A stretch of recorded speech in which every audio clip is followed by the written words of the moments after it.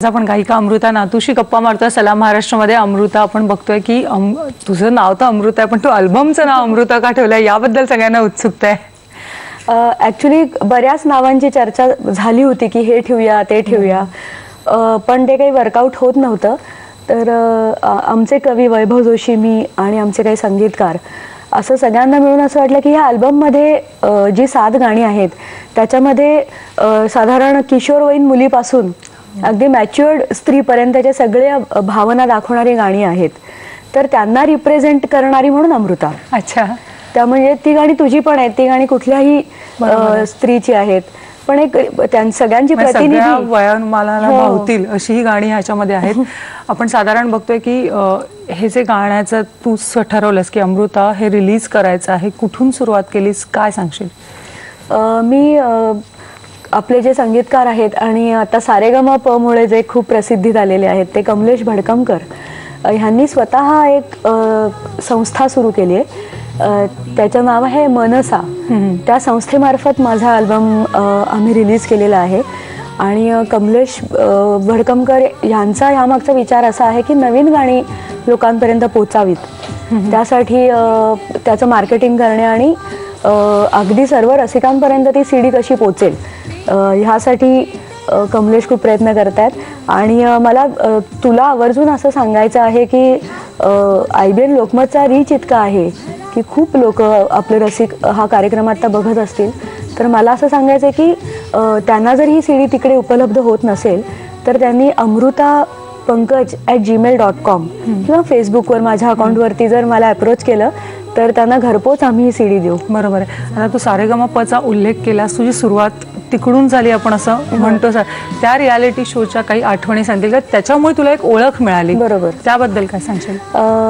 मी 10 वर्षापूर्वी हिंदी सारेगम जिंकले होते जेव्हा सोनू निगम होस्ट करत होते, पण त्या गोष्टीला इतिहास झाला होता, ते थोडंसं लोकांच्या मेमरीमधून थोडंसं वाईप आउट झालेलं होतं।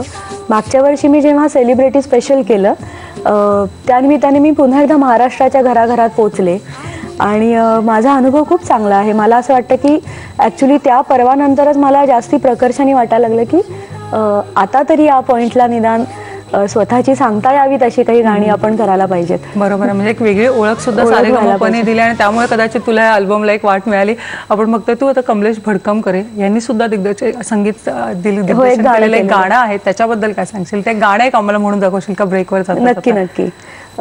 अत्यंत सुंदर आणि रोमॅन्टिक गाणं आहे, वैभव जोशींनी शब्द पण फार सुंदर लिहिलेले आहेत, मी तुला थोडं गाऊन दाखवते। हा देह वेडा गारवा ही धुंद ओलेती हवा, साजणारे स्पर्श काही धाडना, उब नाही देत आता चांदवा,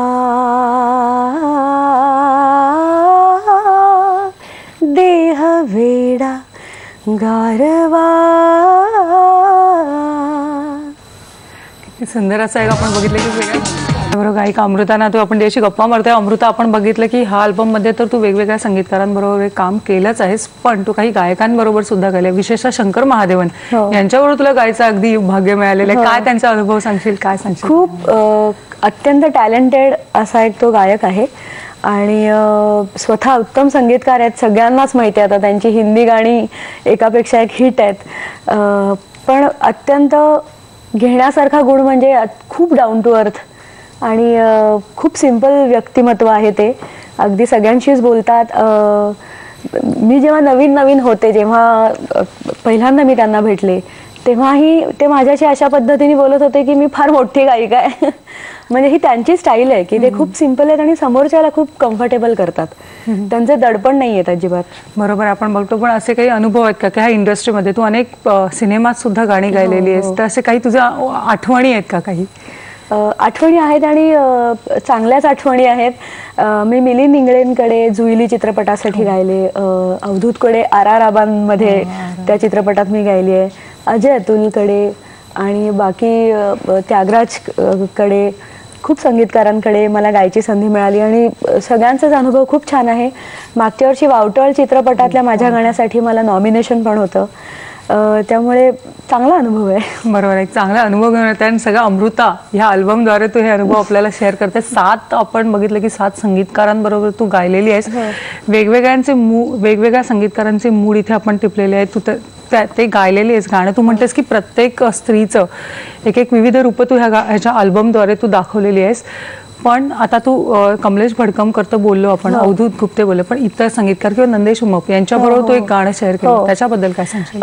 संतोष नायर यांनी संगीतबद्ध केलेलं एक गाणं आहे.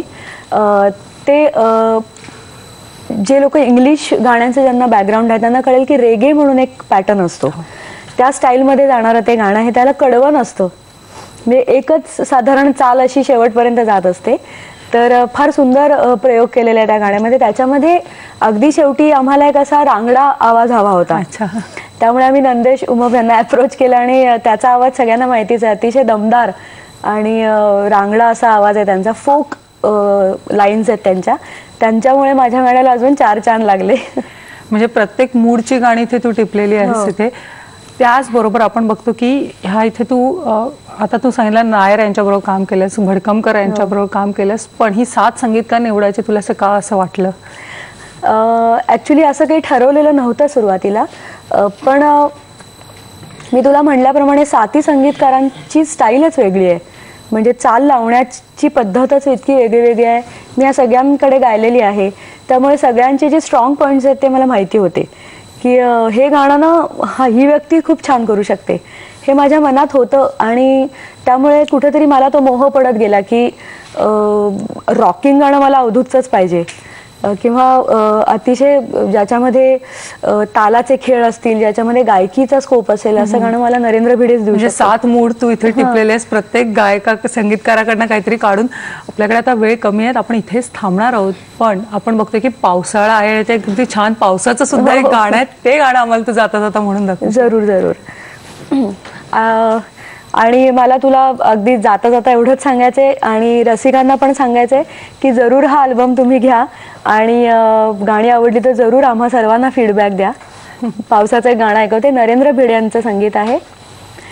थेट भेटला पाऊस आज मातीला, पेटला पाऊस लाज मातीला, आले भरात वादळ उभ्या देहात गोंधळ, झाली कस्तुरी गहाळ चांदरातीला.